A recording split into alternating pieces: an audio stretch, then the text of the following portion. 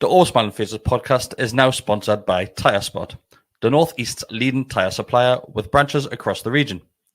Tyre Spot don't just do tyres, they cover everything from servicing to wheel alignment. They can handle every aspect of your car's maintenance. For more information, visit tyrespot.co.uk. Enjoy the episode.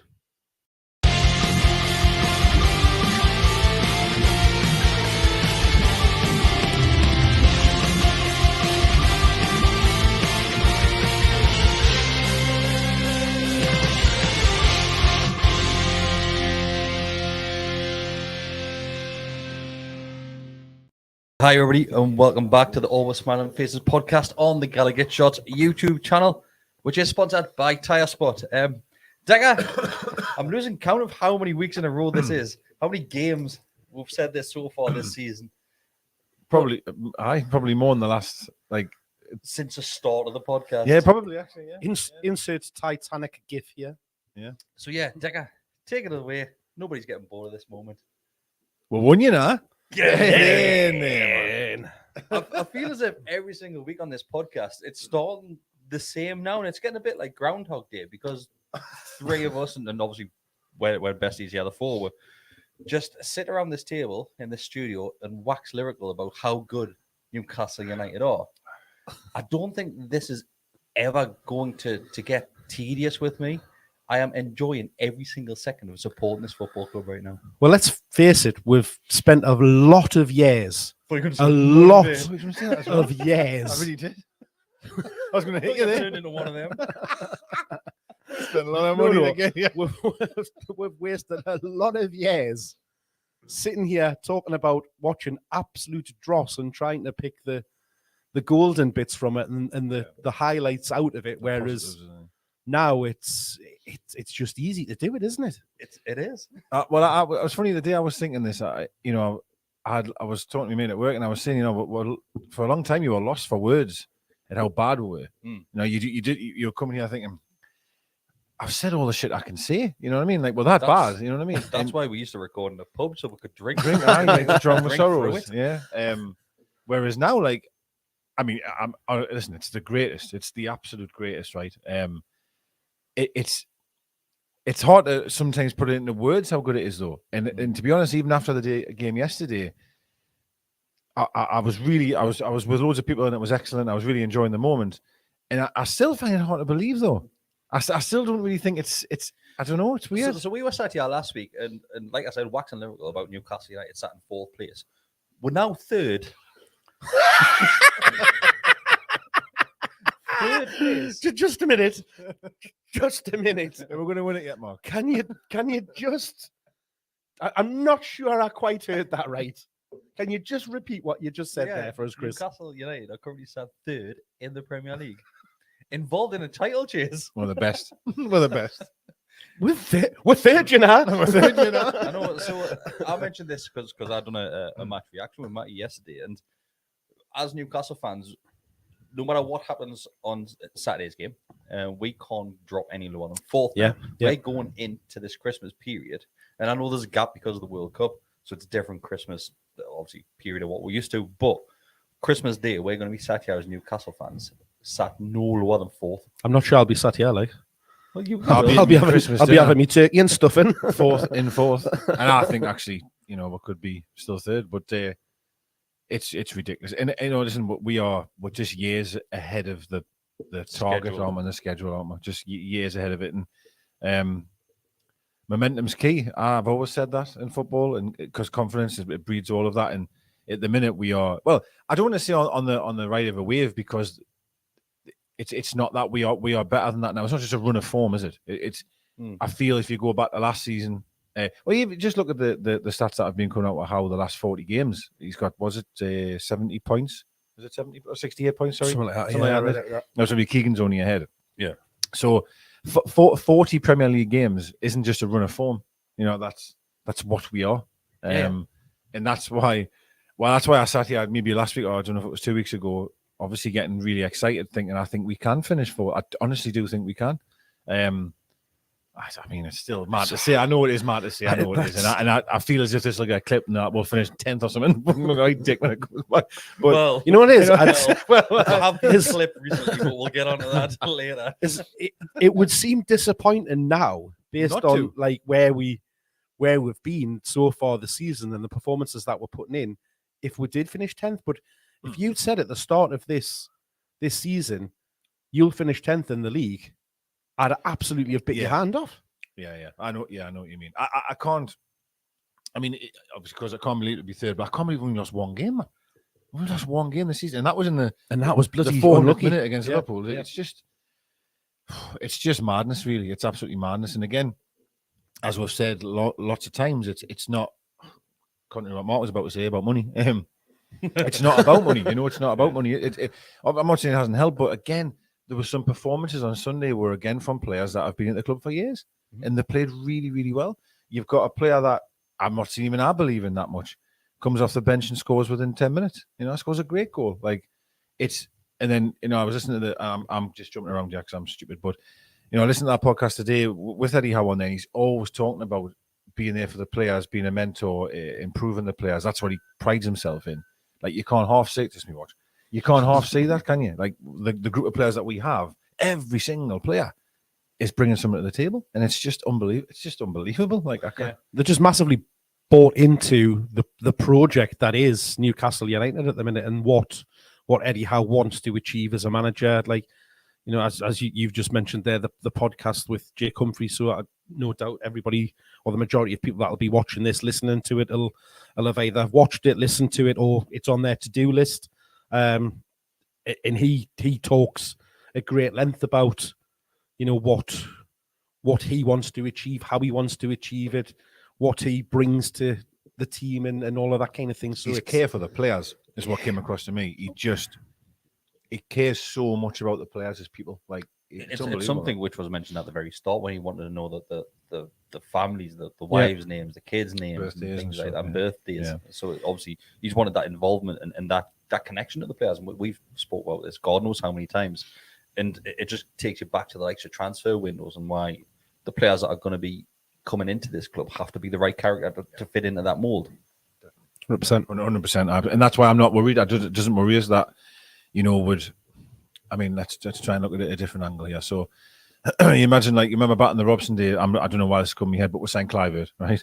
Mm-hmm. Which was, at the time, like, it's Patrick Clivert, right? But really, it was everything wrong about what we didn't need that player. Robson didn't want that player, bad attitude, one of these, like, players that has been there and done it. Whereas I think, with maybe a different manager or a different sort of way going on, we could quite easily do that. Go and sign a Rubinho. Do you know what I mean? Someone that, like, it's big money and it's a big name, but it's not what you want in that moment. Whereas I think we've already proven over who we've bought so far that we aren't buying that way, and we're certainly not going to. We certainly don't know how we're not going to. Yeah, far from it. Let's get into the game itself. We'll go through it as you are probably already aware if you are regulars on the channel. If you send any questions into us, we'll go through those at the end. If you are a member, you've got a better chance of getting that question read out as well. It's $2.99 to become a member per month. So let's get straight into it. So, well, before we do, Chris, they've got to do something. Oh, yeah. Well, I'm glad Bestie's not here, because what Bestie was trying to get them to do the other week is a bit wrong.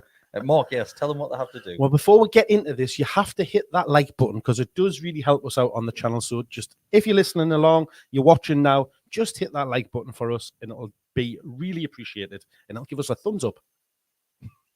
There you go. That's one way to give her a thumbs down, isn't it? Those help too. But yeah, obviously, Decker was unaware of this, and we had to tell him several times during last week's recording that Joe Linton wasn't going to be playing. That was his first message on Sunday. Where the hell's Joe Linton? So because of the suspension, he was obviously missing that game. Jacob Murphy came in on the left-hand side. And this just shows where we are at as a football club right now, and the confidence. I'm seeing Jacob Murphy's name on the team sheet, and I'm thinking, that's fine. Yeah, I'm not worried. Which is ridiculous. But yeah, I, obviously, when I did eventually sink in that Joe Linton wasn't playing, I did say, like, I thought Murphy would play, and I thought warranted on that performance the week before when he came off the bench. He was excellent when he came on. He absolutely amazing. He was terrorising Villa. So he deserved it, no question. But I agree that it's, I mean, might you imagine seeing him starting or seeing that lineup, majority of that lineup under Bruce, for example? You'd be like, oh, we'll be lucky to get a point here. But as you say, and I said this again last week, is that we're confident, right? We are confident when we've seen the team sheet. We're looking at that going, yeah, you know, they'll do a job today. And the players, it's the players. Then will be so confident. Then will be going out with something, going, yeah, we can win the day. Yeah. You know, and it goes back to the days of the fella that you just mentioned earlier there, Keegan. You know, he used to send out teams confident that whoever was on the other 11 on the pitch, if we went out on that pitch, we'd beat them. yeah. Didn't matter what team you were coming up against, who you were playing, he would send you out, 10 foot tall, and you'd go out and win that game. And that's the feeling that they have with Howe, but they've got a bit of tactical nous behind it now, with him as a manager, because we all know that Keegan wasn't the greatest at that. He was very, very gung-ho. Don't slag off me dad. He's backing it up, isn't he? So yeah. No, of course. So there's been a lot of chatting and about how Newcastle weren't at the top of their game, and even the players came out at the end of this one, and Trippier came out saying that they were quite frustrated and upset about that performance, especially in the first half. Hence why the title of this podcast tonight is "The Best Is Yet to Come." If we are playing like that and scoring 4 goals in a game, God knows what this side is actually capable of. We've gone toe-to-toe with Man City. Okay, we've done the same with Liverpool as well. Obviously, it wasn't defeat at Anfield, but arguably that is questionable, the way they conceded that goal. And I'm back to the point of thinking, how is this the case right now, where we are admitting, and the players are admitting that they've had a poor day at the office, but that's what winning by 3 goals. That's what good teams do. That if you're not brilliant, individually or the team performance, but you can still battle out. Now, admittedly, you sometimes scrape a 1-0 win, or you battle to a low scoring result, but it was never really a 4-1 game. However, we took the chances. We were clinical, and let's be fair. I think every goal we scored were good goals. Like, I mean, from our, I still say defensively, you would, if you're on the opposite side of it, you'd say, we should have done this. But we took our goals very, very well. But I agree, it wasn't a 4-1 game. It's just you can't really get away from that. But I think again, it's the type of game where maybe not saying on the how necessarily, but we probably wouldn't have won. We may have gotten beat. And let's be fair, right? We've been very, very wax lyric about how good defensively we've been, and in that game we could have conceded 2 or 3 goals. We could have. Botman probably had his worst game in a Newcastle shirt, because the amount of times he just gave the ball away was I did think they all struggled actually at the back, to be fair, and I think maybe it's not Trippier. Oh no, Trips was outstanding, and again, going forward, man, he's just getting so damn high up that field, man. You know what I mean? And it's just unbelievable. We'll come on to moments in the game that he really had a massive impact on. But I think I will fast forward to one moment. I thought the miss at half time from them, well, bang on half time, was huge in the game, huge, because he has to score. I mean, I don't know how he's missed, to be quite honest with you. But again, going back to what you've said, like you can't play well every single game. But what I do love about it is they've finished the game. And they've immediately you could just start being so happy you've won 4-1, but they've immediately criticised the performance and they've said, that wasn't good enough. And I think how bases it on, almost results secondary, that's the performance of what you've worked on Monday to Friday at training. It's putting that on the field. And if it doesn't, that's the problem. All right, you've won the game, great, but he'll be probably going back on the plane or the bus thinking that was pretty shit, really. The approach to the games seemed slightly different as well, because it seemed like we were happy just to let Southampton have a bit of the ball. And normally it's us dominating that possession. And we're happy and just hitting Southampton on the attack. And every time we did it, we had 4 shots on target and 4 of them hit the back of the net. It's mad that way. It's mad that way. I actually thought Southampton started well. I mean, I did. I thought they started quite well. I thought we were comfortable the first 10 minutes or so. We caused them some issues early on, but then they came into it, and then that's where the game kind of started, not going away from us, but not going to how we probably expected to be approaching the game. And you've got to give Southampton a bit of credit for them, because they stuck to their game plan. They frustrated us. They were looking to get out, like you say, playing, keeping a hold of the ball, passing it around and stuff like that. If you haven't got the ball, you kind of do a lot with it. That's why we did resort to that counter-attack. To that moment when Newcastle get that goal, game plan goes out the window. Happened last week against Villa. Mm-hmm. Was it Villa? Yeah, it was Villa, wasn't it? Yeah, Villa. Yeah. So they tried to hang on. Then we get that goal. Because then that's game over. Yeah, to be fair, the Villa game, I think we all said the first half was pretty scrappy, really, wasn't it? It wasn't exactly a very good game of football, you know what I mean? And again, I mean, I certainly don't want to make it sound, because I think what I just said before made it sound like this. It wasn't awful the first half. I'm not saying it was a shit performance. I'm really not. I'm just saying that it wasn't great, was it? It wasn't very good. Do you know what I mean? But we got that goal, didn't we, with Almiron? And in fairness, immediately after that, I thought the beautiful play between Murphy and maybe Willock on the side there in Longstaff, and he scored a header. Probably should have done better actually with the replay, but I thought Willock was outstanding, you know, for that game. I thought he was absolutely outstanding. One of his best performances, and I'm talking overall performance, because we've sat here and went, oh, he grew into the game as it went on. I thought from minute one, he really did. His energy for me was just unreal, incredible. And again, Longstaff, I thought Longstaff had another good game as well. Yeah. The pair of them in midfield, undroppable, Longstaff, isn't he? Yeah, undroppable. Undroppable. Shelby's not getting, well, he will on Wednesday, and that's to be expected, and that's fine. But you know, you'd think if Shelby's been out that long, and to be fair, you know, when he did get injured, I was like, oh, you know, he's going to go play for blah blah blah, and now he can't get in. Yeah. He cannot get in that team, which again is amazing, really. How many times we had this conversation that we had new midfielder comes in and says the comedy drop? We've had it with Shelby coming in, we've had it with Willie coming in, we've had it with Longstaff coming in, Joe Linton, Bruno. We've had it with every single one of them. So you're looking at 5-6 players there that we're seeing can't get dropped, and obviously because of injuries and suspensions, whatever it may be, somebody's coming in doing a very good job in that role as well, and they're all completely polar opposites in style of play. Yeah, I totally agree with that, and I think this has always been one of my things previously, and it's been more telling previously, is that say you lose Maxi and you're replacing him with, let's say, Murphy, right? There's a huge difference there, right? And then you lose, say, Shelby and you're bringing Longstaff. Oh, man. You know, and all of a sudden you're weakening your team. Down the pecking order. And what I'm finding now is that when the B players coming in, if you like, they're just as good. You know, maybe in a slightly different way, they're providing something different, but again, that comes down to coaching. But what they're also doing is getting a lot of game time and a lot of minutes, whereas that would never have happened in the past, because as soon as either Shelby or Maxi was back available, they'd be straight back in. So there is that improved performance. Yeah, and you saying that because it's the length of their injuries helped? Absolutely, yeah. Because I think, you know, had they just been out for 1 or 2 games, they wouldn't have been able to put that run, growing confidence, you know, be integrated into the team and that kind of thing to get to them. And you know, it comes back to one of my favourite words: is we've had to adapt to what we've had available. And he's landed on his feet given with the his phrase, given the time. But that's he was wrong before. It's what happens. No, it's what happens. No, I know, and I still say that I absolutely love the formation. You know, that 4-3-3.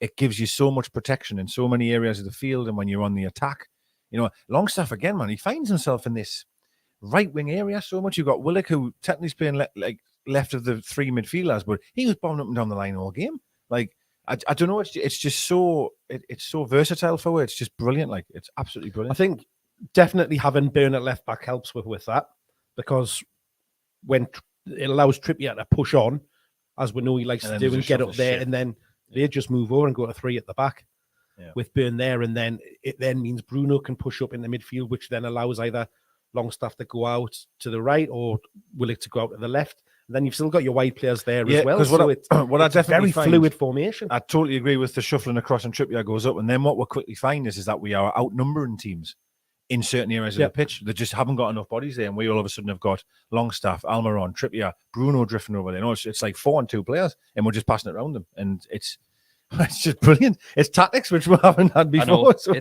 you know what it is? As good as we are on the left-hand side, that right-hand side of the field right now, and how well the likes of Trippier, Almiron and Bruno, the 3 of them working together, is unbelievable. And the partnership that, if we just look at Trippier and Almiron, the overlapping constantly and getting in dangerous positions, and either one, obviously you've got Trippier that can put that ball wherever he wants to put it. Then you've got Almiron, who's scoring at every opportunity that he gets at the minute. It's just how good was his goal? It's another style and a different sort of goal for Almiron. It's something else which we wouldn't expect from him. So the goal itself, then. So Wilson's touch to him was as good as it ever gets, in my opinion. That was amazing. Yeah, I watched it again earlier. I initially thought he dummied it, but he definitely gets clattered and just gives it a little dink around the corner. Again, though, that burst of energy from Miggy from when he collects the ball to where he ends up. I mean, It's something like FIFA. So it's too quick, man. I don't know how he's that fast. He just gets there. Do you know what I mean? So talking about unreal. Wilson's touch, if he was to get one, does Almiron mean to do that? Well, that's what I want to ask. 100%. Here we go. I want because you said it was a good goal. 100%. I'm with you. Like The way that the defender comes in and he just takes that little touch around and he's almost turning as he does it. I'd liken it to an absolute fluke goal. that was once scored at St James Park at the Gallowgate end. If Bergkamp's getting credit for meaning to do that, I'm giving Almiron credit for meaning to do what he did. He 100% meant it. Well, the defender comes in and he just gives it that so he means to do that and actually thinks that defender's just going to fall down. Because if that defender doesn't fall down, he takes it off him. I think the defender's already going, so he just guides it around. I think what I'm going to say is I think throughout the move itself, that little passage of play, Almiron does amazingly in the fact of I think he takes a touch, that's absolutely fine. He takes a touch, right? Then realizes this guy is falling over. Yeah. And then absolutely just allows the ball to go around him. I don't think his touch is to go around him. I just feel that it's his little turn for me that he does. Yeah, well. Do you think it's a case where he knows the player's going to ground? He's thinking, "Hang on, he's going to fall. That ball's just going to go around him." Aye, that's what I think. Yes, he's like, "Oh, this is going to work out." He does brilliantly well. In the finish, like that's ridiculously calm. That, and again, that's someone that's full of confidence. But like the old Miggy would have probably maybe lashed at that, or I mean, he's just passed it. He just loves that little bend, little bend. And we you know when it came to him in that moment, I was shouting pass. I'm not gonna lie, I was screaming to pass to Murphy. There's a surprise for you, but I was because I thought Murphy had a better chance. But when it opened up, I was like, "Oh, this is in." Yeah. And I probably wouldn't have thought that, a year or so ago. I would have, "Oh, he'll miss here," you know what I mean? And he slotted in. It was just beautiful, brilliant. Like I say that the turn that he does just to get himself through on goal and the finish is just beautiful. And like you say, it's just something different to what he's done. Again, another game where he's got himself on the score sheet. It's absolutely remarkable. It really is. 7-7. 7. Yeah, honestly, the form that kid is on is mental, absolutely crazy. It is. Dagger, you mentioned obviously the opportunity which came after that for Southampton. It's one where the player's absolutely rapid. Is that the one I'm thinking of? Oh, sorry, apologise. I thought you were meant the long staff header. Sorry, yes. So they had chance at half time. Yes. It's great play down the right hand side. It is absolutely the rinse. And then rinse. Trippier, the lad's running so fast that he doesn't look over his shoulder. He hasn't really got a chance to be able to see him really. If that ball bounces off him, it probably finds the back of the net. Yeah. The fact that he's obviously tried to hit it, and it's when he hits it, I thought he'd smacked it off the post or the bar because like you just hear this massive thud, goal, isn't it? And it looked like very, very close. But then when you see it from the opposite, it's actually hit the stanchion thing behind, hasn't it? When he makes contact, I mean, again, I know it's all very fast, but I'm just waiting for the net to move. You're just waiting for the net because you think they've absolutely rinsed with it. Like on the right hand side, their right hand side, the Dunno, and the lad comes in really well. It was a great ball. It was a fantastic. Took the defense and the keeper out of it, and you just think it's going to be 1-1, but it wasn't. That corridor of uncertainty. All right, we love that corridor. Yeah, he does. A little bit of a worry before the actual halftime whistle goes. Kieran Trippier is on the deck. Yeah. Holding his thigh. It was actually from that, wasn't it? Like he slid in. Looks like over, well, not necessarily overstretched. His hammy, wasn't it? His hammy. He's grabbing the back of his leg. It was like quite high. I'm nervous, and you look up at the stands, and Gareth Southgate's nervous as well. It's a grim reaper, him. Every game he attends, someone gets hurt. I've noticed. He was sitting there with that black coat on. I was like, "You're just creeping death, you like. Don't go to the games. Don't go because when you go, someone gets hurt." So I was as well. Luckily, half time comes at a great time for Trippier there. I know he came on the field for an extra minute or so before the halftime whistle goes, but I think if that's any of that time of the game, you will probably see him getting taken off at that point. So halftime comes at a great time. Come back out the second half, and Callum Wilson is missing. Yeah, that's when I'm worried. Yeah. I was really, because obviously I agree. We're all thinking it's going to be Trippier, right? And then there's been a change. I was like, I'm expecting this, and then Callum Wilson's off. I was like, what? So the commentators, Chris Wood's on the field, thinking, "Oh, I wonder who that's for." We're clearly going to be Wilson. Yeah, we're not going to bring Chris Wood in replace somebody else, are we? No, mate, you stuck him at right back just for shits and giggles. The only thing I honestly thought, because I'd forgot Mankia was actually on the bench. I thought maybe he might move Murphy to right back, and obviously put Wood up front or something like that. But when Wilson came off, your immediate thought is, "Oh my god!" And I mentioned this on the match reaction. Do you know what it is? Yes, I'm gutted as a Newcastle fan when he went off. But I'm more gutted for him, thinking, oh God, has this dampened his chances of getting in that World Cup squad? I'm thinking, oh shit, I hope it's not a reoccurring injury, a muscle injury. But we know now it was just illness. And he had been ill during the week as well. So, yes. Yeah, he'd mentioned it on his podcast in the week that he'd been feeling under the weather and stuff like that. So, but I did fear the worst, like when he went off. Just thinking, oh God, because yes, he hadn't been great, but he didn't look like he was like struggling with anything or like had taken a knock or something like that. But it just did come as a surprise that he wasn't there. But thankfully, it's nothing serious on the face of it. Yeah. But obviously from then on, we go and basically control everything, I would say. Obviously, we'll get a second goal, who was through Joe Willock, I believe, got the second. No, it was Chris Wood. Chris Wood. Oh, sorry, Chris Wood. Because he scored 10 minutes after coming on, so Chris Wood gets a second, and I'm chuffed a bit for him. Because he's needed that. He's been getting games and the dying minutes in games, just a handful of minutes under his belt. And obviously, with the cup game coming up on Wednesday, that puts him in a great position now. He was always going to start that game. Always going to start that game, but he's got a goal. Good finish as well. It was a very great finish. It was a very great finish. Yeah, it was. The angle, well, all of them don't make it look good, but the angle behind the goal, like almost to the left of the post, and you just see how obviously he whips it in. It was a great finish. It really was. Because he probably could have took a touch, really, but he decided to just hit it in one, turn and spin. It was a great goal. I agree. Best thing for me, didn't even look. He just knew where the goal was. Didn't even look. Yeah. Took the ball on his feet, turned, put it away.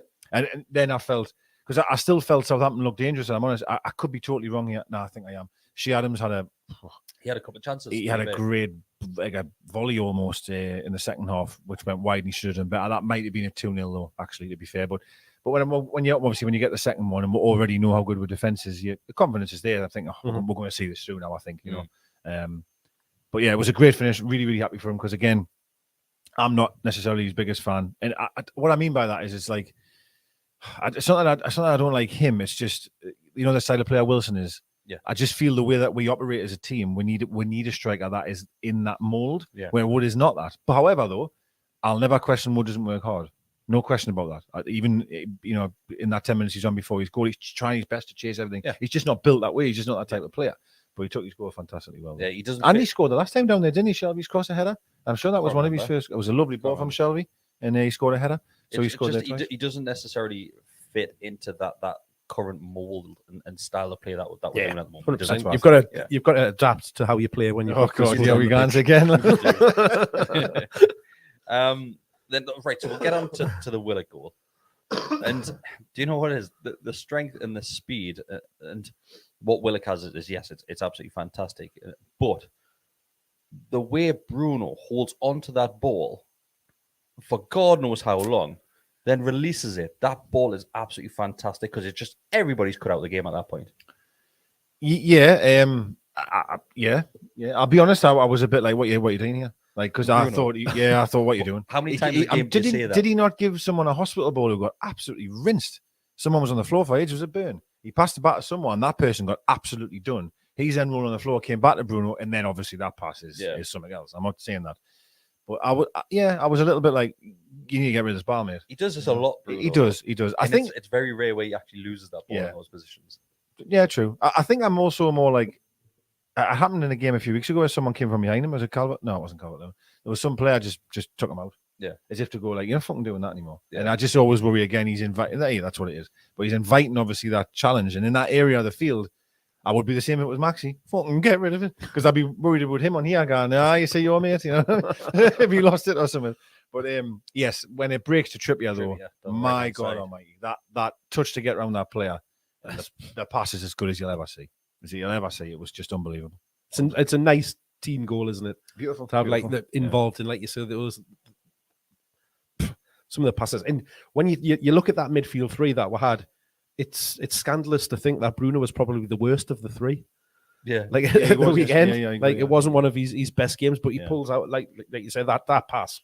It's beautiful. It's just yeah. But it just shows he's got that quality. He's capable of doing it, even when he's not having a great game. I think the Trippier one, like it hasn't been spoken about enough for me in terms of the media and stuff. It really hasn't, because I think if De Bruyne does that, well, you'll be He saying was, that. yeah. You'll be saying that. Trippier was He was fantastic. for unreal, me. wasn't he? Absolutely He was fantastic. absolutely unreal. It's honestly Trippier, since he came to Newcastle, he's 8 every single week, if not higher. He's never. I can't remember. Be a 6 in the Chronicle. He probably will be. I can't think of a game where he's had a poor game. I can't think of it. Honestly, he's a breath of fresh air, and He's unreal. he is. It's honestly, and we're talking about the likes of your marquee signings coming. We spent 60 million on Isaac, who's played 3 games. You've got Trippier in there, and he's probably one of the influential reasons as to where we are right now because of what he brings on and off. He could turn out to be one of our best pound for pound signings. Like, I 100% agree with you. Yeah, I 100% agree with you. I think obviously Bruno gets a lot of fanfare, and rightfully so, because he's lush, isn't he? They just the way he goes on, the way he talks about us, the way his interviews are, the football he's been playing, the goals he's scoring, he's unreal. But Trippier does go, I'm not saying unnoticed, but like he is so important, isn't he? You know, and throughout the game, he manages the game so well. He's always talking to people. This is why I couldn't understand why there was a debate about that right back position for England, because Trippier has done this week in, week out, all season. He has, I think, obviously he has. I just feel, for me, it would be Reece James if he was fit. I think Reece James is just a different animal, like, but obviously him not being fit, and then, for me, it has to be him now, I think, personally. And I think that's why I think probably Southgate was panicking when he had that. It'd be scandalous if Trent gets in ahead of him. Like, it would be a shame. But to go back to the goal, the awareness obviously sees the player coming in. The weight of that touch to get round that player was lush, but the weight of the pass to Willock, man's just on the timing of the pass. The weight of the pass is absolutely perfect. And again, to credit Willock, how many times have we screamed to want to see a midfielder making them bursts and runs, not just coming to feet and taking the easy option here. He could have just ran back to Trippier and says, "Yeah, I'll have it." He's not. He's seen. He's seen Trippier. I thought, I'm away here. And again, I love that. And a little toe poke finish. It was a beautiful run. Beautiful. Did he scuff it slightly? Well, maybe. It was like kind of off the outside of his boot, wasn't it? Yeah, maybe. I think it was intelligent in the fact that he would have liked to have tried to wrap his foot around it, but the way his body, he didn't have time to be able to physically turn his body. I just thought he'd give it a little toe poke, just to poke it into the corner. But like when it does kind of come out the outside of his boot, but still goes bit of a scuff forward. Which maybe is strange, maybe right? hit it right. No. The greatest thing about and his celebration was outstanding, by the way. Is this the best knee slide that we are ever going to see? Yeah, it was. Goes on for decades. I think he's still going. It was part Henri style, when Henri used to do that. It was lush. It was really, really good. You must learn that off Henri. It did help that it absolutely pissed it down. Not before. Wood did a lovely one as well. And the marks that were leaving on the pitch and behind them. Fuck, that was they all did all 4. Yeah, goals were knee slides celebrations. Willock's just looked lush, though. It looked lush. He went on for days. Yeah, he did. Days. When you've got a nice greasy surface like that, you've got to either go on the knees or you've got to go on your belly, don't you? The old Klinsmann. I don't think I could do it. I don't think I could do a successful knee slide.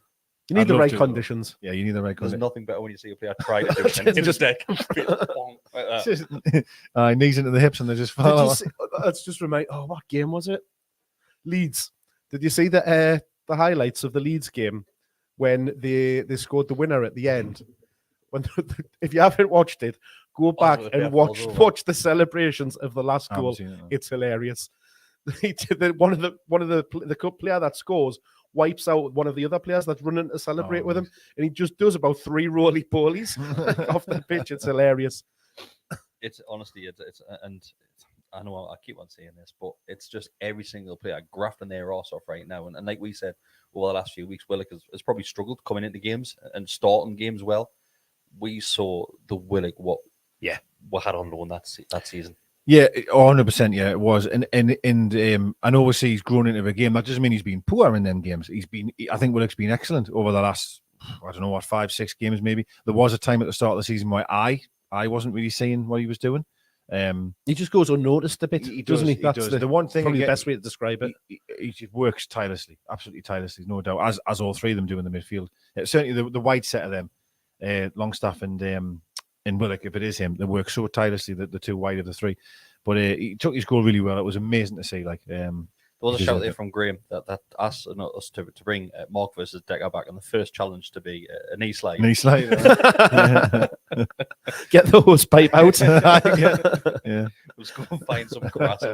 It wasn't half lashing down, like, wasn't it? Like, Oh, it was there was, like a you monsoon, know, wasn't like when it panned to the crowd, obviously, because you just see it better. That it was absolutely pissing down, like, yeah. lashing it down. Yeah. It really That's why was. they all had the tops off, because they were absolutely soaking wet. It's calves being dried away on the Yeah, way home. yeah. That's what it is. Yeah. But let's get on to the fourth goal. They scored the goal, and I think what we have seen Disappointing, isn't it, to concede it? Well, I think what we'll see this season, when those mass changes are made, that's when we'll concede. We'll concede at that point. And I was going to see Mankiw again. I was just going to say that. Discussed Mankiw Yep. a few times the last few weeks, but he's there. He was on the bench. He made it on the field. But yeah, it's a poor one to concede. But I'm always going to put that down to the changes which are made.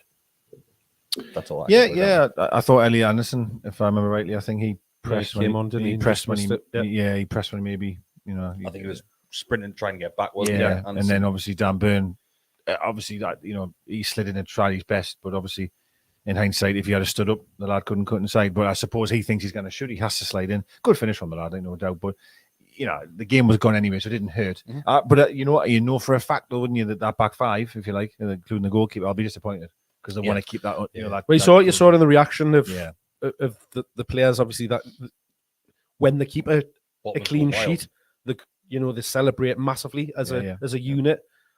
When they concede, they take it personally. Yeah, and I still think they'll come away from that game. I think we should have conceded 3 today because I still believe Adam should have scored, and the lad at half time should have definitely scored. Yeah. So, you know, it is what it is. Yeah.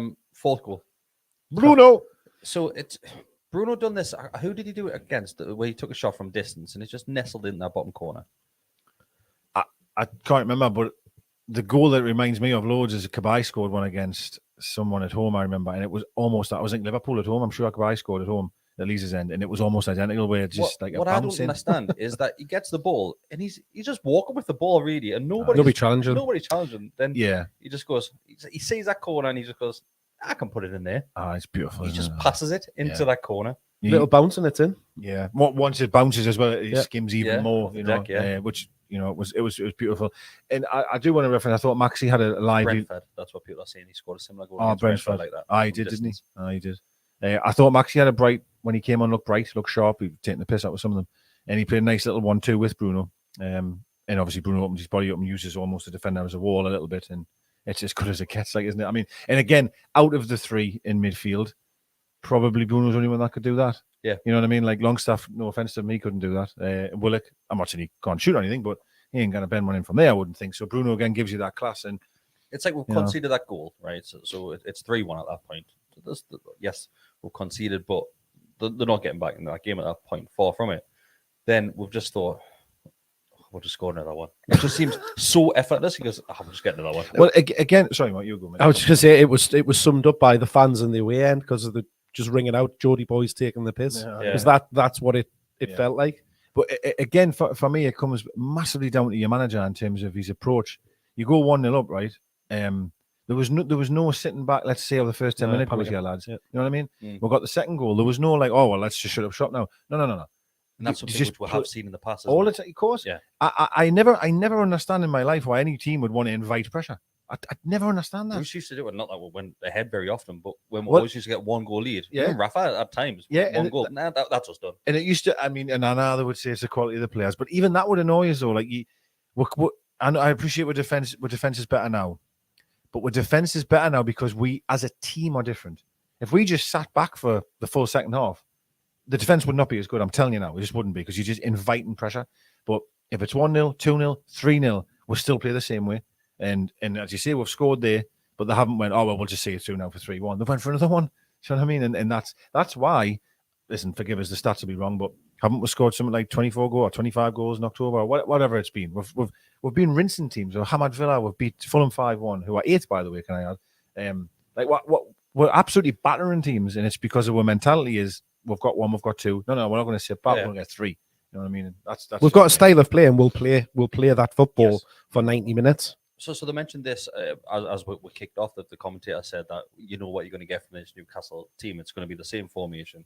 So Southampton should be well prepared about who's going to be playing, what positions people are going to find themselves on the field. doesn't really matter, does it? It doesn't matter how much you study that. The Well, players there, and that's- it's different yeah. players scoring every week. It's different players. Above Malmo. No, I agree. I'm just Malmo, yeah. But no, that's such a lazy comment, that though, isn't it? Yeah. That's you could say I could tell you tomorrow how Man City's going to play, but stopping them is another thing. Mhm. Like it's it's not that easy. Football's not that easy, and of course the thing is, yes, I agree with the comment to a degree that it's going to be 4-3-3, and you know that. But within that though, as we mentioned, just what we've said there, Trippier's playing fucking right wing, man, half the time. He's attacking right winger half the time, and then that totally changes the game. And the midfield, that midfield three, are the all sixes, they're all eights, they're all tens within the game. They're all Willock's 1 minute a left winger. You know what I mean? It's just mad. It's so interchangeable. It's so flexible. Whereas in the past, with any manager, right, I'm going to be quite harsh here. I think you could close your eyes, right? I've said this before, I'm sure. And if you said, like we're in the centre of the park, Shelby would be sitting here and he'd get, you knew exactly where the passes were going to be. You knew everyone. Dummett's never ever going to move from this position. That's his life. That's it. Yeah. For a fact, probably the only way we're going to have a chance of scoring is if Maxi picks the ball up in our half and just tries and beat everyone. The formation, the fluidness of the formation is just unbelievable. It's unbelievable, man. And we'll hurt teams from all over the pitch. Even set pieces we've got a plan for now. We nearly scored one at the mid. There's a lovely one. We came on the outside of the box and Trippier then crossed it. It was another new one I haven't seen before. It's just unbelievable. We're the best, man. We're the best. We are the best. The best is yet to come. Well, yeah. It was great to see Joel Willock stumbling over his words as well. Come on, you Maggies. So when Joe Willock starts stumbling over his words in interviews, he knows he's in form, and he says we have to keep our feet on the table. That's what he said. All feet on the table. Let's go. All guns blazing. Let's go through some of the questions. Like I said, if anybody does have any more questions, send them our way, and we'll go through as many as possible. We have Josh Stockton returning. It's been a few weeks since we've seen Josh. Hi, Josh. Hope you're well, mate. He says, hey, lads. Hope you are all well. Sorry, I've been MIA over the last couple of weeks. Question is, how do you all know each other? Whose idea was it to start the channel? We're going to win the league. Yeah, son. I hope you're all right, though, Josh, because you said they'd be missing acts. I hope everything's all right with you, though. So how do we know each other? I know Decker just from Shields in general. Yeah, from I Shields. used to fucking hate Decker, to be fair. Most people hated you, didn't they? I don't know why, but yeah, everyone did. I still do. I'm an army guy. I don't know why, but some people didn't like us. I don't know why. Yeah, so I know Decker from the Shields nightlife, really. Just bumping into each other in like some pubs and that. And Decker, I hadn't seen Decker for a few years. In fact, I'll come on this story. We'll start with how the channel started. So how did the podcast start? So the podcast started 7 years ago. Long time ago. Yeah. 8 years, I think. Yeah. 8 years ago. So we had the idea, and the first podcast was recorded in my house with the same mixer that we've actually still got. So that mixer's 8 years old. And it was me and Mark just chatting shit. If you had to say one word from that podcast, what would it be? Frangipani. So the first episode title was Frangipani. No idea, but that's how we started off. As you do. Then it was just audio only. Then it stopped for a couple of years, didn't it? We didn't do it for a couple of years, a year and a half, 2 years. Then we picked it back up, and we've only really been doing YouTube for the last 3 years, you would say. But it's been longer than that, because I'd say longer than that. We had bloody lockdown for 2 episodes. God, yeah. So I reckon it's about 5-6 years. How did you meet him then? How did you know him? So I know Mark through my sister. So, is it? Even I didn't know that. I'm sitting here. Yeah.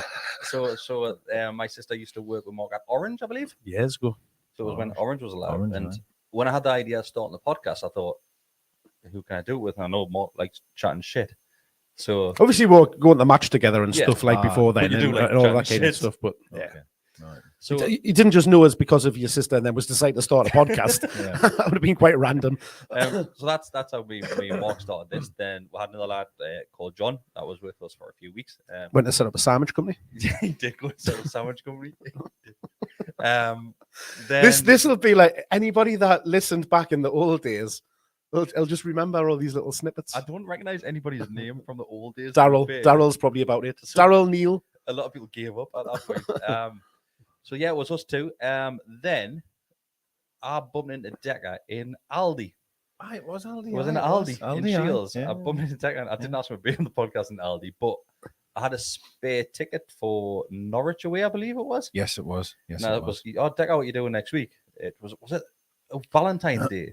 Oh, it was. Aye. Yeah, I think it was. And I had to get permission almost. Yeah. Did you not come? Was that before Denver's wetting the baby, or was that? No, Declan would Because he came, was it that? No, I He think, come no, the home stag no, I day or think something like that. Norwich would have been. Because that was the first. first time I met him. Norwich would have been first, I think. Yeah, Norwich was definitely. Yeah. So I remember that actually now. It was me, you, Adam, and Sean, Stephen. Stephen, aye. Stephen Yeah. went to Norwich, so I bumped into Declan and Aldi, and I was like, Declan, do you want to come to Norwich next week? He was like, I'll send you a message within an hour. Oh, I'll come. Then Thanks, Lisa.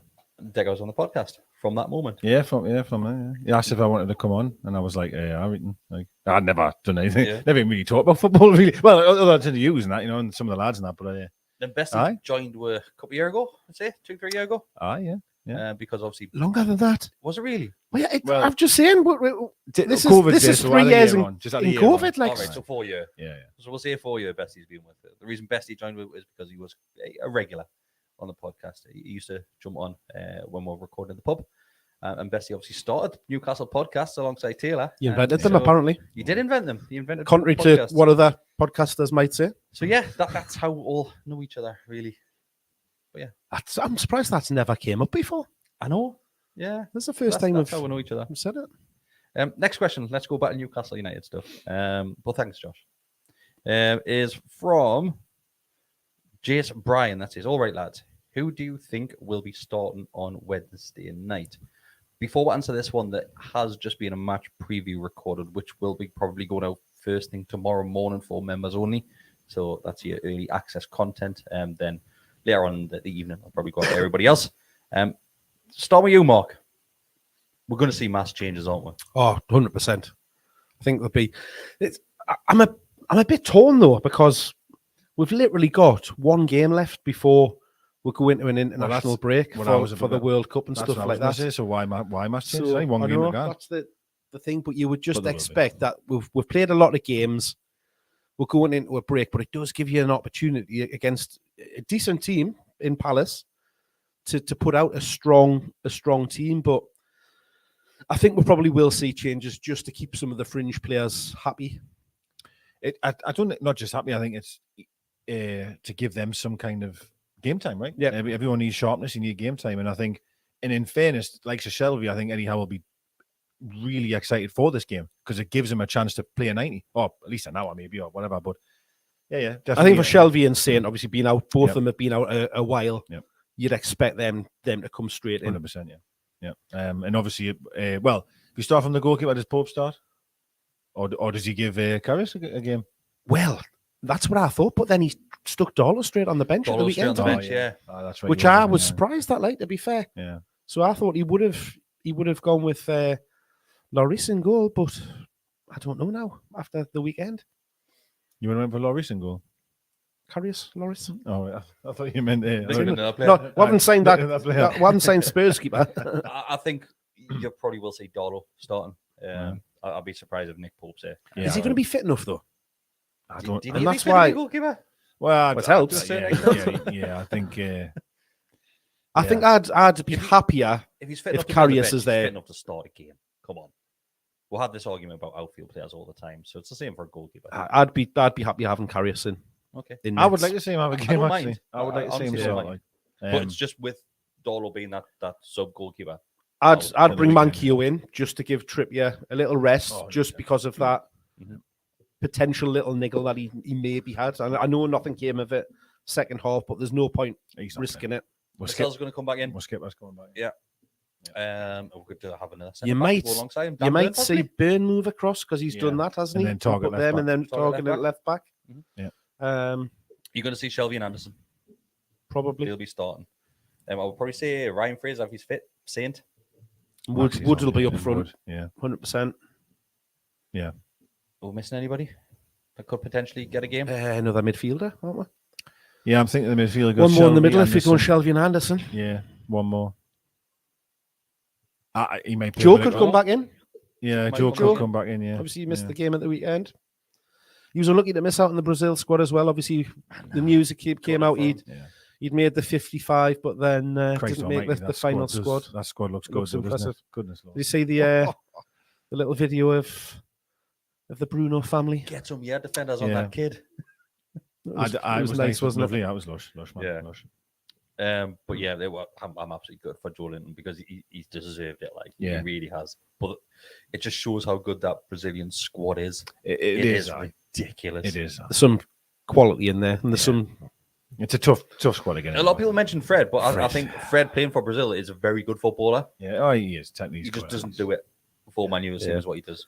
All the rumours about Martinelli as well, not making it, That's another which I strange was one as very, well. very surprised at, but he did get in. He had to get in. He was had in, to- he's which is, unbelievable, yeah. He's unreal.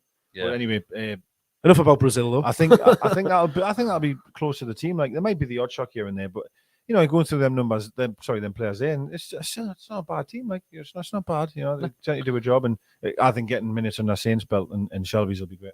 It depends what Team Palace put out as well. Yeah. Whether they'll rest the few or whether they'll go Them for had a it. good win on Sunday now against West Ham away. Last minute as well, wasn't Yeah, it? it was a good win. Yeah. So we'll see. Next question is from Adam that says, does this feel similar to the Leicester season to anyone? So we know what he's getting at. Leicester were constantly told that, oh no, they'll drop. Another team will pick up and they'll start dropping down. They never did. They were up there right the way through. There's not a chance on earth we win this league. No, Not a chance. I don't think he means win the league. Well, I think Do you think well, he does? I think he means go under the radar and finish in a top spot. Yeah, well, Obviously not top. Yeah, yeah. But you know what I mean? Like in Champions League spot, we should say. I think, I said that 2 weeks ago that I think there is a huge chance, I do. But listen, that doesn't mean. What's funny, right? The day I was did you watch the Champions League draw and the Europa League draw the day? I've seen the team. I actually got like butterflies thinking, oh, we could be in one of them, like one of them cups. Like, you know what I mean? The little battles. I was like, and it was remembering the Robson era, and I don't know. I think that if he means Leicester in the league, if he means that, there was a point I remember during that season where it was like they'd always have it. I don't know. They'd win a couple of games, and then they'd have a tester, and it'd be like, well, if they can get over this one, we might start believing. And then they did it. And then I remember they beat Man City away, and I never forget. I was at St James's. I think it was half 5 kickoff because I just finished watching our game, and they won. And everyone was like, "Holy shit! Actually, they can do it now." So we'll have them tests to come. Where it's at the middle of February or something, where we're like, if we can get over this one, we might finish in the top 4. Well, this weekend, that's a big test. Do I have Arsenal? Obviously, we've got Chelsea at home. I'm not sure we've got Boxing Day, mate, to be honest. Is it Arsenal? Exactly. I'm sure we've got Arsenal coming up after I return. Calendar. And you would look at that one thing, and that's a huge test. Arsenal are class, there's no doubt. I do agree with Mark. We've got Leicester away on Boxing Day. Is it? Saturdays? You know why Saturdays is a good one? And I feel that there's just no pressure on us, in my opinion. We're at home, right? The fans are going to be absolutely, because the last home game, right, before the World Cup, we're going to be absolutely bouncing, right? Late kickoff. It's a late kickoff. 5. Yep. So That always helps. lots of drinking getting done. Chelsea were absolutely terrible against Arsenal, and they're not very good, really. And really, even if we do lose, all right, like we're still going to be 4th, 5th. We're still going to be in that. And I honestly think if 4th, we'll still be 4th. Sorry, yes, 4th, apologize. yeah. Yes, we'll still be 4th. So there's nothing for us to fear or worry about. So me and Matty had this discussion last night, and you go into these games against the likes of Man City, Arsenal, Chelsea, whoever it may be, one of those top teams or which are renowned to be in the top 6. And it's always a free hit. We always sit here and say it's a free hit, no matter what happens. It's fine. It's still a free hit, but we're the other side of the fence now, where even if we get beat, that it's fine. We can't go any lower than 4. Yeah. Whereas normally it's like damage limitation you're looking at, really. You're going into it with hope and a little bit of belief that you might actually get something from it, and that if we can put on a performance that we know we're capable of, if we can defend as well as we have been doing, the midfield clicks. Obviously, hopefully Wilson's going to be fine. He's firing. Mickey keeps on this run of form. It's we don't really need to fear them. Yes, they're a very good team. We all know They that. will be but fearing us. 100%. We're going 9 points clear of them if we win. 9 points clear of Chelsea, man. What's happening here? What's happening here? I'm telling you. I still honestly can't So Fish and Rods has just sent in, it's a free hit for Chelsea. Well, it's unbelievable, man. It's mental, man. but in some in some We're gonna do it. some We're gonna do it. circumstances, we Gonna do it. might even go into that as Bookie's favourite, Yeah. which is We'll have to be. We'll have to be Bookie's favourites for that game. But we could go 9 points ahead of them, you know. And I'm telling you, we given this scenario, being at home, being late kickoff, they're shite. I think we could beat them. a Like, few weeks ago. I thought they'd finished second or third. Yeah. Chelsea. Do you know what? Doesn't I'm help when going you give- to play devil's advocate here. So going into that last game before the break for the World Cup, are you worried about players' mentality, or does that not even come into question? No. About the fear of being injured going into a huge tournament. I think for a player, that's obviously like Bruno, for example, who's going That to go. was who came in my head. Yeah, and maybe Trippier or whatever. I do think. I mean, they might say it doesn't, right? If Wilson got asked, he'd probably say, no. I do think on the build-up of the week, I actually do think they'd be like, I hope I didn't get hurt today. Like, because I think any human, right, like the World Cup around the corner, would think that. But I think in the game, you know, playing the game, given the atmosphere it's going to be, and you know, to lay a kick off all the rest of the shite, right? It goes out your head then. I think. Yeah. I think I'm not accusing any player of thinking this way. I'm just thinking, could it possibly be questioned? And like you have some little take at maybe going in the game, there will be worries about Aye. that, the possibility of that happening. You can't blame them. You really can't blame them. Not when you get into this, you're seeing the light of the tunnel now, aren't you? It's Yeah. like, this is almost here, and I'm in the squad as well, and you know, you could get hurt. But you think as soon as they come out of that tunnel, it's game time. That goes out the window. Yeah. Game time. You look at it and think, well, why wouldn't you just wait until after the weekend's done to name the squads or something like that? So you take away that almost fear of, I'm definitely in the squad. Maybe I'm not going to go in for that 50-50, or maybe pull out a little bit of something like that. You take that element of the doubt away if you don't know at that point whether you're going to be in the squad or not. And I'm not just saying this from a Newcastle fan point of view. I'm talking about every single player. Yeah, I understand. Chelsea will have a hell of a lot more players going away than what we have. Yeah, and you know what it is? I get that. Listen, I shouldn't really say this because I don't know Chelsea's sort of goings on, but like, so Aubameyang, for example, players like that. Like, You question them. I would until actually. you're I got actually involved to would. a certain degree. Yeah, I would. Different I things. couldn't question Bruno's. Like, I think Bruno just would. He's that type of character, isn't he? That he just fights for every ball, no matter what's on the line or what could potentially happen. And I think that's that character bit that Eddie Howe looks like, is he wants people that'll run through a wall for him, that'll, you know, have the right attitude rather than the prima donna type. Yeah, that you might get. Which I think Chelsea might have. Imagine if we had Bruno Fernandes in Yeah. that team. He's not giving you. Do you think we've got the best Bruno? 100%. Oh, hands down. 100%. Hands down. Yeah. Next question is from Lauren that says, do we think we can continue on our winning ways for the next two games? I'm more doubtful for Wednesday's game. Because of the changes? Probably because of the changes, yeah. But I'm saying that, and we'll wax lyrical about players that have came in as the lower down the pecking order and done very well. So, I make you manager on Wednesday night. Thanks. So you're now the Newcastle United manager.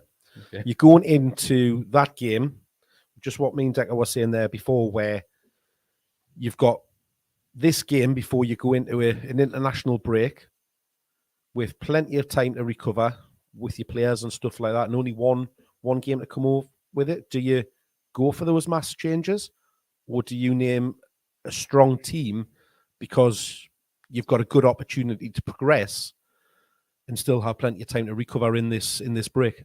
I would expect Eddie Howe to put a lot of those. I'm not asking about Eddie Howe, Chris. I'm asking you. Okay, You're so the boss if now. I'm the manager, right? What do you do? Let's say if I'm Newcastle manager today, okay, the players are back in training. I'm asking these key players if they want to be involved in that game. That's where I'm going. Or I'll be saying, do you feel as if you need a rest? But if people, the likes of Trippier, say, I want to play 100% on the team sheet, 100%. So you're going strong lineup. If the players to want to be progress. involved, I'm putting my strongest 11 out. Maybe give an opportunity with a couple of them, like say Chris Wood or Shelby, somebody like that.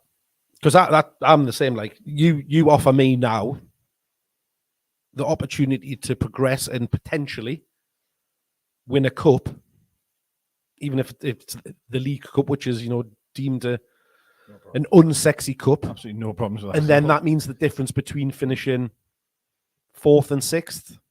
Give me that cup all day. So you'd rather win the Carabao than finish in the Champions League? Yes, 100%. Okay. Yeah, All right. I'll 100%. Yeah, no. You're getting a cup and European football, not Champions League, but Yeah, a cup yeah. and European Yeah. football, 100%. Yeah, no, I agree. I absolutely agree. We've never won A cup I know. since I know. the 60s. Mark has said we're currently spoiling the preview. That he's recorded. Well, thankfully, we didn't appear not in in them, it. so that's fine. So Yeah. you get double the action for the preview this week. Me mates just texted us, right? I was just laughing there. Brody, must be watching. Oh, where is it? Yeah, I'll figure it out. He is.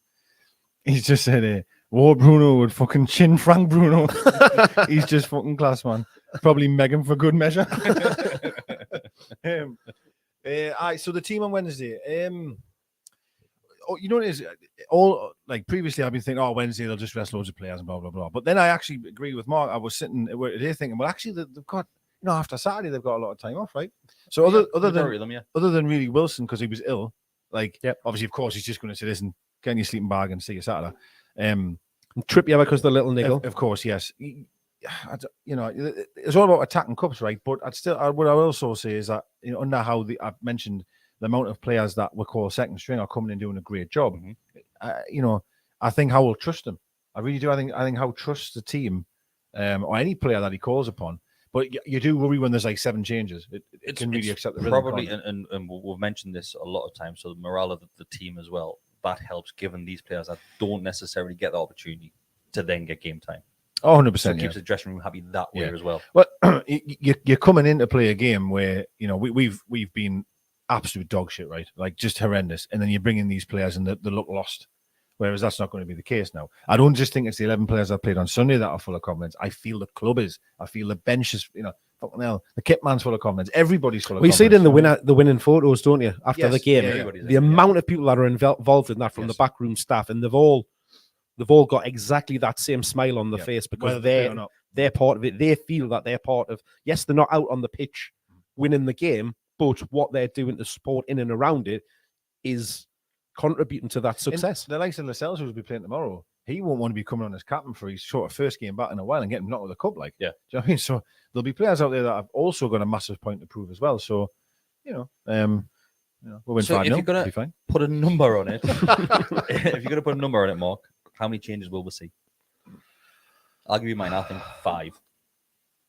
I don't know what changes they will be, but I think you're not going to change the majority of the team, but you'll get 5. I think 7. I'm at 8 at the minute. Oh, yeah. Aye, well, you think it'll be that many? I'm at the keeper. I'm at right back. Yeah. I'm at left back. I'm at your 3 midfielders. 1 central defender. And I'm at your 2 wide players and your striker. Did we not do this against Tranmere and we struggled in that game? And that's the issue of where I'm saying is like you've got that benefit of time now. If going into that international break, yes, we've got Chelsea at the weekend. So it's what do you put your onus on?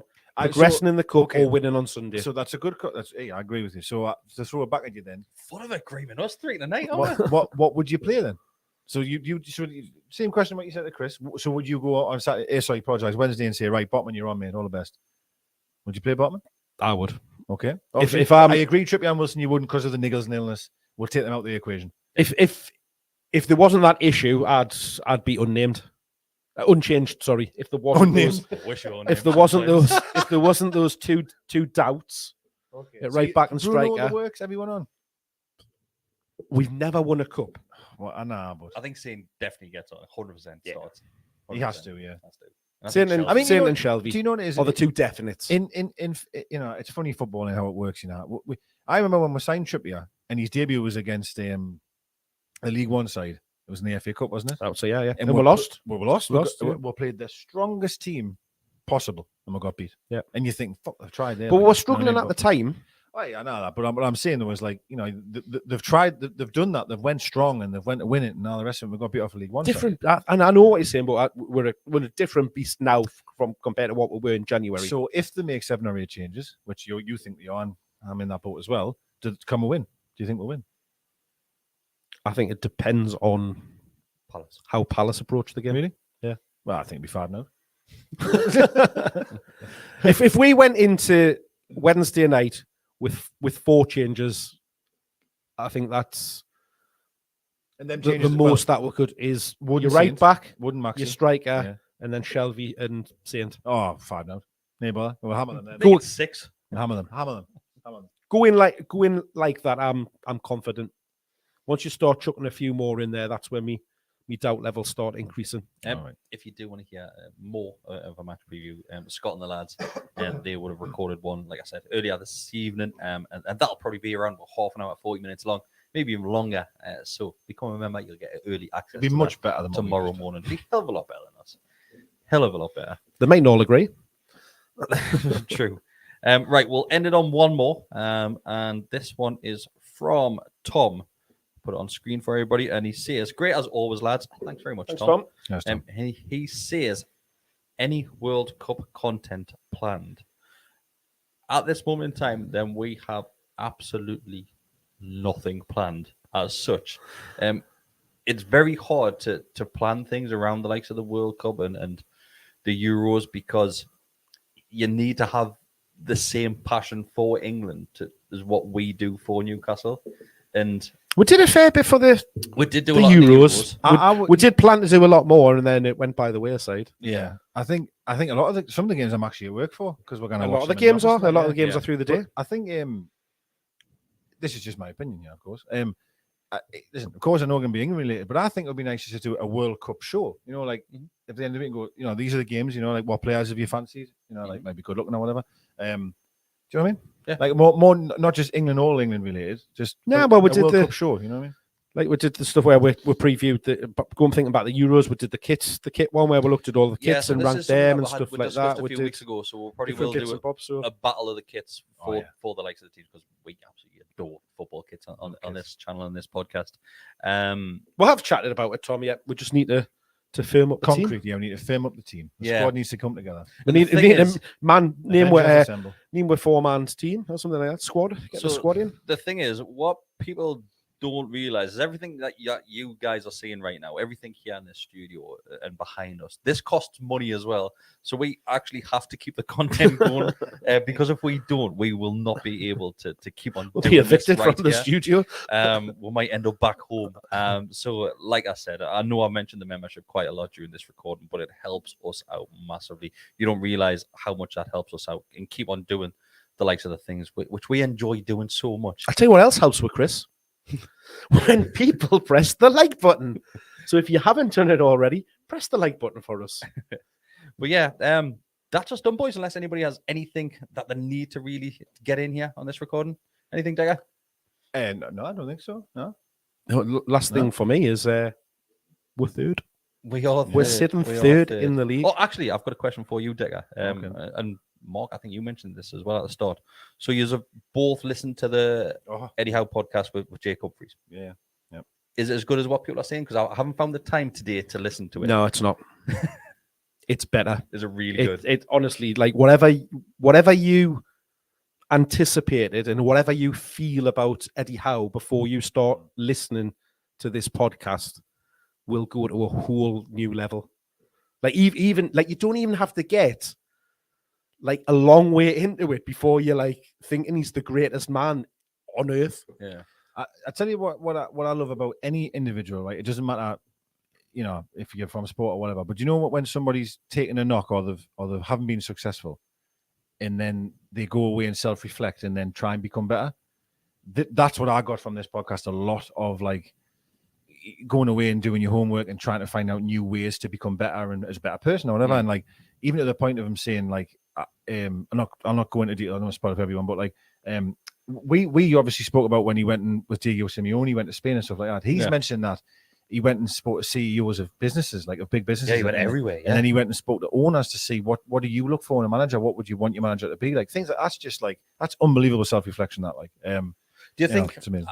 so? Let's say if you're a professional footballer, okay, and you're on the fence right now of coming to Newcastle United. I don't understand why anybody would be on the fence, but do you think this showcases Eddie Howe as a manager and a coach and the type of person that he is? So if you ever got any doubts as a player playing under Eddie Howe, you go. You listen to that and you can't help but be impressed by him. Is it very and Keegan-esque? want to Aye, for me, aye. Well, with in a different way. with touches of Bobby in there. charisma side of things and the motivation. Kevin and had that kind of charisma. thing. That's one thing Kevin Yeah. had. Through the Excuse roof, me. yeah. She's talking about dad again here. I'm saying in the I'm gonna argue, likeness Mark.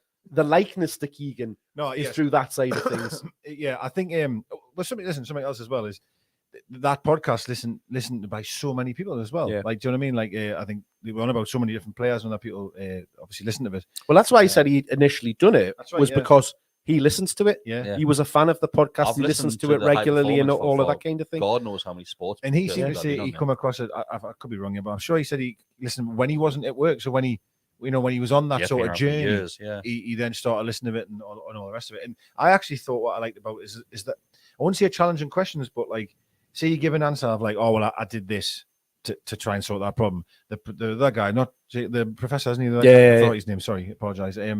He was saying like, yeah, but I'm interested in that. So what did you do then? Like he kept trying to go further, which is what I really like. They didn't just take his answer and go, oh, all right, fair enough, and move on. He kept saying, well, that's all well and good, but what happens if the player didn't want to do that? What would you do then? And I was like, oh, mint. Like he was trying his best to draw more answers out of him, which was great, you know. Jake Humphries is very good at what he does as a presenter and as an interviewer. Yeah. Especially on that podcast. Like I said, I've listened to it for years now. And the guests that he has on, some sports I would never dream about watching. But it's just great to hear it. Well, that's from the their thing. point of It's view. not about the sport or that. Mentality, isn't it? It's what's going on Yeah. inside of the guest's head That's right. and what they've, yeah. how they've got to the position that they are. Oh my god! Does he actually? Is this a line? So Callum Lewis has sent a comment in that says, Eddie Howe says, "This group of lads are like my sons." Yeah. Oh my god! Yeah, he treats well. Yeah, well, I think He talks about like the family, The family He league. stuff like treats that, players yeah. like his sons, and he says, "If my son had, when the player's sitting opposite us, I try and judge it. What would I do if it was my son sitting there? Yeah. Like, would I, Bessie also followed it up by saying, Bessie's- "That's how Mark feels about us. what? We're his sons." Oh, fucking- yeah, He's got an old enough, joke in. He's not even young. He managed to get an age joke in. But yeah, thanks everybody for joining us tonight. It's been an absolute pleasure as always. Thanks everybody who is listening back on audio as well. That helps us out massively as well.